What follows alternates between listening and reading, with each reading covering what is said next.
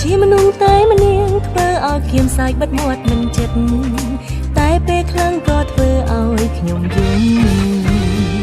ឃើញគេខាពេកដេករោគនឹកឆ្លូពេលខ្លាំងគ្មានរឿងអីសងក៏ឆ្លូដែរធ្វើឲ្យតែគេលួងនឹងអាលួយសាយនៅក្រោយខ្នងគេដល់ថ្នាំងគេដឹងងារមេរោគរឿងឆ្ងល់ខ្លួនឯងនេះមែនទេចេះតែរករឿងខាងគេតែក៏អត់យល់ដែរមកពីអីឬក៏ស្រឡាញ់គេពេកឬវាជាចរង្គមនុស្សស្រីរចាំឆ្លូរកថ្ងៃឡើងគេធុញ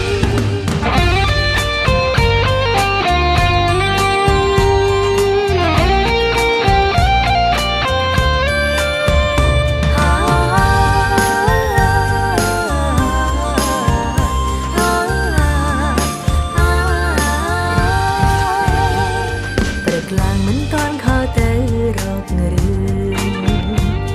ដល់គេហន់ចិនខ្ជិលលួងអនចិនស្ដោកចុចបិណ្ឌទូរស័ព្ទក្រឹមខលមកវិញក៏ខ្ញុំអន់ใจលើកគិតថាគេឈុំស្រឡាញ់យើងហើយឆ្ងល់ខ្លួនឯងនេះមែនទេចេះតែរករឿងខាងគេតែក៏អត់យល់ដែរមកពីអីឬក៏ស្រឡាញ់គេពេ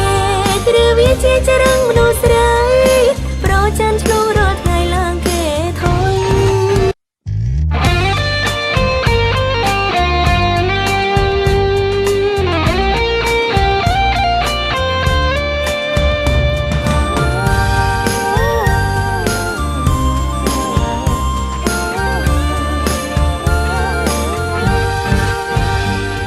នឹកដល់ឈ្មោះគេខ្ញុំលែងឯកាពេលទៅណាមកណាមាននាងខ្វល់គិតគេជាមនុស្សតែម្នាក់ធ្វើឲ្យខ្ញុំសាយបាត់មាត់មិនចិត្តតែពេលខ្លាំងក៏ធ្វើឲ្យខ្ញុំយំឃើញគេខាពេកដេករោគនឹកឆ្លូពេលខ្លាំងគ្មានរឿងអីសងក៏ឆ្លូដែរធ្វើឲ្យតែគេលួងនឹងអាលួយសាយនៅក្រោយខ្នងគេដល់ថ្នាំងគេដឹងងារមេរោគរឿងឆ្ងល់ខ្លួនឯងនេះមែនទេចេះតែរករឿងខាងគេតែក៏អត់យល់ដែរមកពីអីឬក៏ស្រឡាញ់គេពេកឬវាជាចរង្គមនុស្សស្រីរចាំឆ្លូរកថ្ងៃឡើងគេធុញ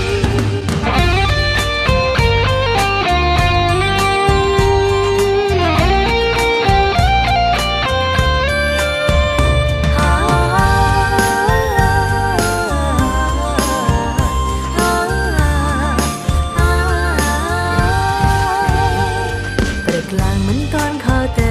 រករឿងដល់គេហន់ចិនខ្ជិលលួងអនចិនស្ដោកចុចបិណ្ឌទូរស័ព្ទក្រឹមខលមកវិញក៏ខ្ញុំអន់ใจលើក